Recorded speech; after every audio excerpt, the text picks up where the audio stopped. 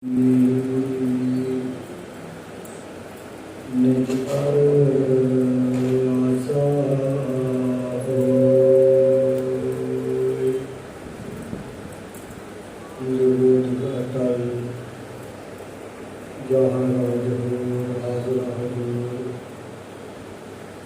गुरु धन धन श्री गुरु ग्रंथ साहिब निरंकार जियां विधि की गोद विच गुर बैठी गुरु प्यारी गुरु स्वामी सत संगत जीओ वड्डे भागा वाले हाँ इस भागी संग दा लाहा लै रहे हाँ वाहो वाहो करे सही जन सोहण असल दे विच सच्चे पातशाह कहंदे उस खुदा उस परवरदिगार सच्चे पातशाह की सिफत सलाह करते हैं।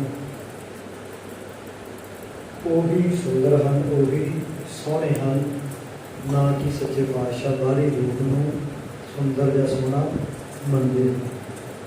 आओ विचार को आरंभ करने तो पहला सच्चे पातशाह जी की बख्शी हुई फतेह की सांझ लगे गज के बुलाओ जी। वाहिगुरु जी का खालसा वाहिगुरु जी की साध संगत जीओ जो सच्चे पातशाह जी की बाणी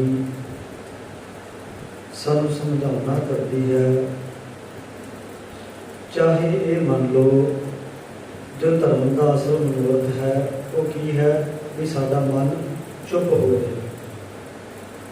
असी इस जीवन के नाल बहुत घट बोलते हाँ पर 24 घंटे ही साडा मन बोली जाता है। ये चुप नहीं होता। जो तुम अपने आप की खोज करोगे तो पता लगेगा कोई विरले हैं जिन्हों का मन चुप होंदा है तो वो होंगे जो मेरे सच्चे पातशाह जी की कृपा होती है। नहीं तो साडा मन सारा दिन बोली जाता है। मन होर चीज़ है साथ संगत तन होर चीज़ है। जिस तरह असी मन हाँ असी तन नहीं हाँ। जिस तरह इस तन के रहन के लिए ना असी बाहरी घर बनाए ना साध संगत जीओ उस तरह साडे प्रभु प्रीतम उस निरंकार ने इस मन के रहन लई आ तन रूपी घर बना के सानू दिता है। तो जिन्ना चिर देखो हम असी बाहरी तौर पर असी कहने भी फलानी थां बड़ी आनंदमयी है उत्थे घूम के आनंद मिलता है जो उत्थे खुशी मिलती है जो ठंडक मिलती है। कितने भी असी जिन्होंने पिकनिक प्लेस या बाहर घूमने वाले साधन बनाए हुए हैं। तुसी जितनी भी मर्जी सुंदर जगह पर चले जाओ जितनी भी मर्जी चंगी जगह पर चले जाओ पर तुसी ज़्यादा समा उत्थे नहीं रह सकते। तुहानू जो कुछ भी दिन उत्थे आनंद आएगा जिवें जिवें समा पैंदा जाएगा तुसी घर नूं भज्जण दी कोशिश करोगे तो जो घरे आके आनंद आएगा वो उत्थे तुहानू नहीं आना। उस तरह ही चाहे इस माया के पिछे इस तन के पिछे जिन्ना मर्जी भज लो जिन्ना चिर तुसीं आदे इस निजी घर दे विच ना देखो एक बाहरी घर है वो किहदे लई है तन दे लई एक मन दे लई घर है साडा आ तन। ते जिन्ना चिर मन इस तन दे विचों साडा मन बहुत गिनती दे विच बाहर रहिंदा है सारा दिन किते दुकान ते जां दूसरिਆਂ ਦੇ शरीरां दे विच ते फिर देखो दूसरिਆਂ ਦੇ शरीरां दे विच ते रहण दे नाल ना हुंदा की है। तुसीं चिट्टे कपड़े पा के ना साध संगत जीओ कोलियां दी खान दे विच चले जाओ चाहे तुसीं उत्थे कोई भी काम ना करो बस तुसीं कला गेड़ा मार के आओ ना ते तुहाडे चिट्टे कपड़े काले हो जाएंगे।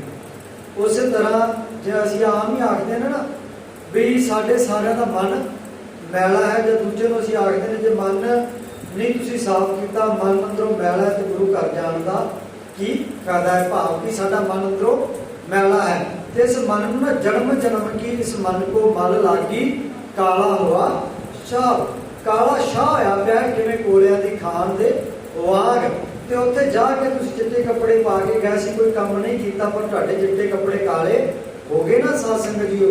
उस तरह जदों तुसीं दूसरिਆਂ ਦੇ घर दे विच जाओगे ना बाहरी घर नहीं आ तन रूपी घर असीं तन रूपी घर दे विच किवें जाने हाँ जदों किसी दूसरे के शरीर का असीं ख्याल कर लैंदे हाँ भी फलाना एवें दा है वो आ कर्म करता है असीं मन करके उनके घर दे विच चले गए, चाहे असीं उत्थे कोई भी काम नहीं किया, पर जो उहदे अंदर औगण जां जिहड़े भी उहदे अंदर मैल विकारां दी पई सी ना, वो अपने आप तैनूं लग जाएगी। एक प्रकृति का कुदरत का नियम है। किस तरह, जिस तरह वेखो साध संगत जीओ, असीं आख दिंदे हां नीली छत वाला परमात्मा है जिन्हों असीं आकाश आख दिंदे हां। एक नियम है ना प्रकृति का, थल्लों जिहड़ी भी चीज़ तुसीं उपर नूं सुट्टोगे ना, ते धरती दे विच खिच शक्ति है, वो अपने वल खिंचेगी। उस तरह ही जदों तुसीं पराए घर दे विच जाओगे ना, तो उत्थों की जिहड़ी मैल है, नियम है कुदरत का, ये तुहानूं लगनी ही लगनी है।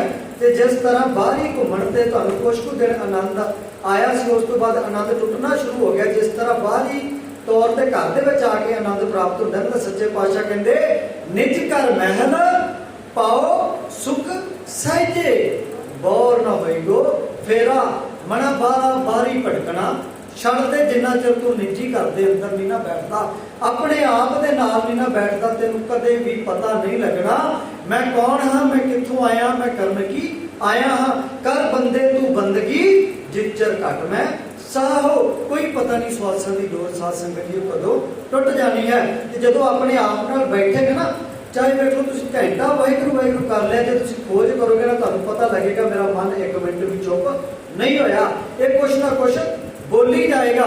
तो फिर दूसरी गल, जदों असीं संसार दे विच विचरते हैं ना साध संगत जीओ, हुण सुंदर सड़कां बनाईआं ना, रस्ते मार्ग असीं बनाए ने, ते जे कोई टुट्टा फुट्टा जां बड़ा ही खराब रस्ता होवे ना, तो उत्थे जोर लगदा ना साध संगत जीओ, असीं सही चल नहीं पाउंदे। जदों तुसीं बाणी पढ़ोगे, सिमरन करोगे, अपने आप नाल बैठोगे ना, ते तुसीं खोज करनी है। जे तुसीं औखे हो रहे हो तो तुसीं समझ लिया जे असीं गलत रस्ते ते जा रहे हां। जे किते माड़ा जिहा भी सही रस्ते ते तुरे ना, ते तुहानूं पता नहीं लगना समां कितना हो गया है, तुसीं कदे भी घड़ी वाल नहीं वेखोगे। ते जे तुसीं औखे हो रहे तो समझ लिया जे गलत रस्ते ते जा रहे हैं। फिर सच्चे पातशाह को मार्ग पूछना है, सच्चे पातशाह निरंकार जीओ, तुहाडे रस्ते ते तां आनंद सहज सुख है, ते मैं इस मार्ग ते चलण दी कोशिश कर रहा, सिमरन कर रहा, बाणी पढ़ रहा, मैं औखा क्यों हो रहा।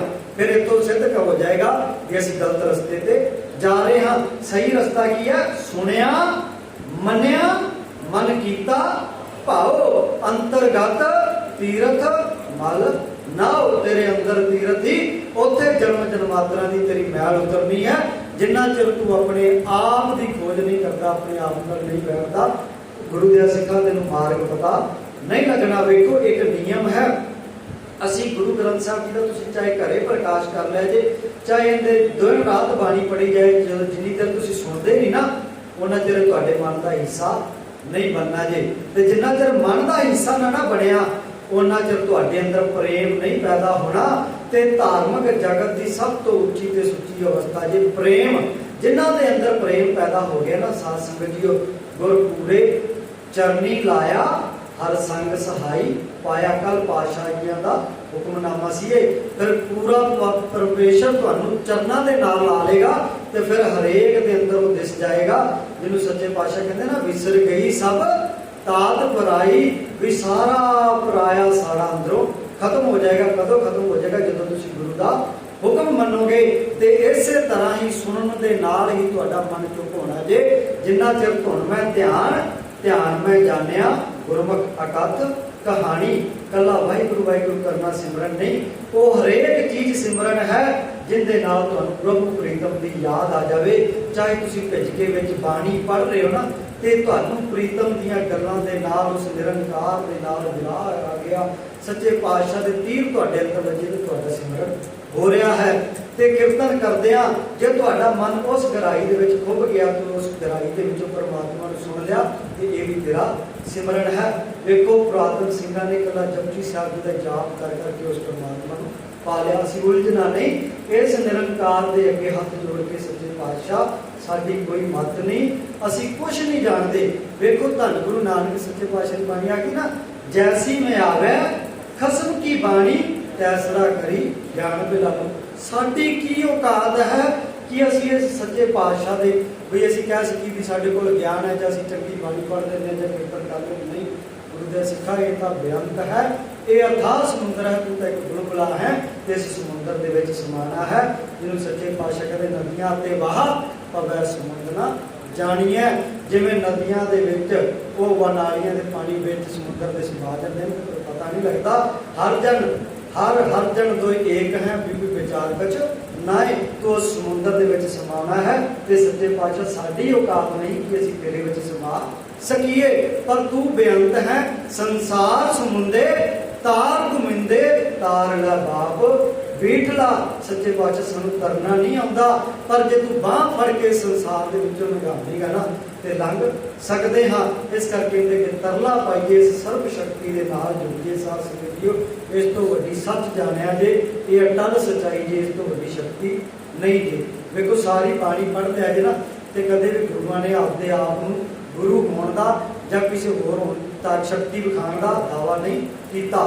ते जबकि खुद वाहो वाहो बाणी निरंकार है, किसी जीवन अवर ना कोई इहदे बराबर ना कोई है ते ना कोई होना जी। इस करके इहदे लड़ लग के धन श्री गुरु ग्रंथ साहिब दे पल्ला फड़ के इस मार्ग नूं, इस संसार नूं जिੱਤਣ की कोशिश करिए। इहदियां बेनतियां प्रवान करनियां निरंकार दियां दी सिफत सलाह करदिआं तो एक नहीं बेअंत भुੱਲਾਂ होईਆਂ ਹਨ। गुरु ते गुरु की संगत बख्शनहार है, बख्श लेना फतेह बुलाओ। वाहिगुरु जी का खालसा, वाहिगुरु जी की फतेह। अज घर के विचों देख बन के आई, आप आनंद साहब जी का जाप करांगे ते सच्चे पातशाह मेहर कर। आओ जी। राम कली महला